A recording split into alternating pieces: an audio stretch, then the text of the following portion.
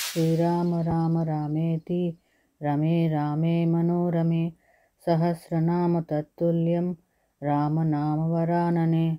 జై శ్రీరామ్, జై శ్రీరామ్, జై సీతారాం.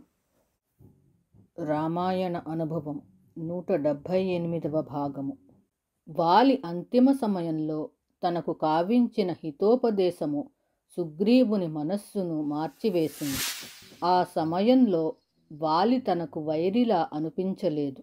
ఆప్యాయత కలిగిన అన్నలా, తన హితాన్ని కోరే తండ్రిలా అగుపించాడు. ఆయన మరణము సుగ్రీవుని మనస్సుకు బాధ కలిగించింది. తారా విలాపము, అంగదుని దుఃఖము ఆయన విషాదాన్ని మరింత అధికం కావించాయి. ఆయన నయనాలు ఆశ్రుపూర్ణాలు అయ్యాయి. అంతవరకు అన్న పట్ల ఉన్న వైరభావము అంతరించి సోదర ప్రేమ మహోన్నత తరంగం వలె సుగ్రీవుని మనస్సముద్రంలో ఉవ్వెత్తుగా పైకి లేచింది. చేతిలో విల్లును, బాణాన్ని ధరించి వీరశ్రీతో విరాజిల్లుతున్న శ్రీరాముని చూసి, రాజపుత్ర, మన మైత్రిబంధాన్ని అనుసరించి నా ప్రార్థన వలన నీవు వాలివధ కావించావు. మహావీరుడైన మా అన్న మరణించి ఈ మహీతలంపై పడి ఉన్నాడు. మా అన్న మరణాన్ని కళ్ళారా చూశాక, అనురాగభరితమైన ఆయన అంతిమ సందేశాన్ని విన్నాక నా మనస్సు నిర్వీణమైంది. తరంగాదుల విలాపం నా మనస్సును అల్లకల్లోలం కావిస్తున్నది. నాకిప్పుడు రాజ్యంపై ఆశ అంతరించిపోయింది. భోగము పట్ల కోరిక పూర్తిగా లేకుండా పోయింది. నేను తిరిగి ఋష్యమూకానికే వెళ్ళిపోతాను. అక్కడే ఫలమూలాలను తింటూ శేష జీవితాన్ని గడుపుకుంటాను. ఈ రాజ్యభోగాలు మా అన్న నెత్తురుతో తడిసి ముద్దయ్యాయి. ఆ నెత్తుటి కూడును నేను తినజాలను. మా అన్నను చంపించి నేను మహాపాపాన్ని మూటగట్టుకున్నాను. ఆయనతో నేను అనేక పర్యాయాలు పోరుకు తలపడ్డాను. ఆహవంలో నేను అలసిపోగానే, వెళ్ళు, ఇకనైనా బుద్ధి కలిగి జీవించుమని నన్ను మన్నించి జాలితో వదిలిపెట్టేవాడు.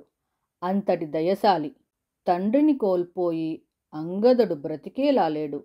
అంగదునికి అణుమాత్రం ఆపద కలిగిన తార జీవింపదు.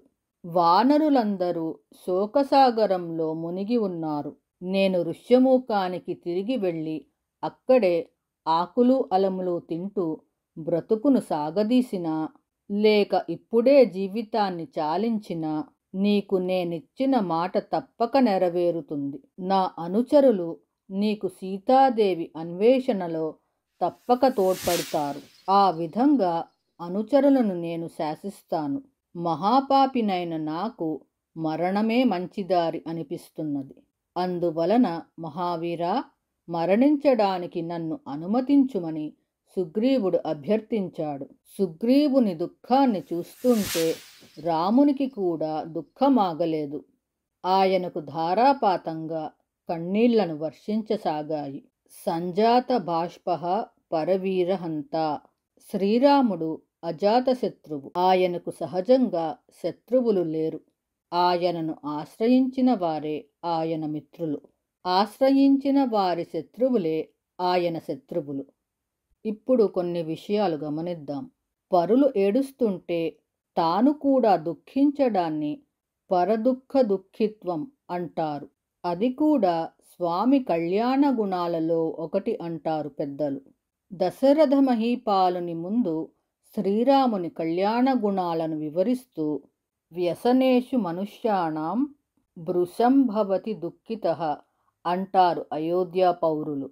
ప్రజలలో ఎవ్వరికి ఏ ఆపద వచ్చినా ఆ ఆపదను అప్పుడే తొలగించేవాడు. అంతేకాదు, ఆ ఆపద కలిగినందుకు వాళ్లకంటే తానే ఎక్కువగా దుఃఖించేవాడు. కళ్యాణ గుణాభిరాముడైన శ్రీరామభద్రుడు. శ్రీరామ రామ రామేతి రమే రామే మనోరమే సహస్రనామ తత్తుల్యం రామనామవరాననే.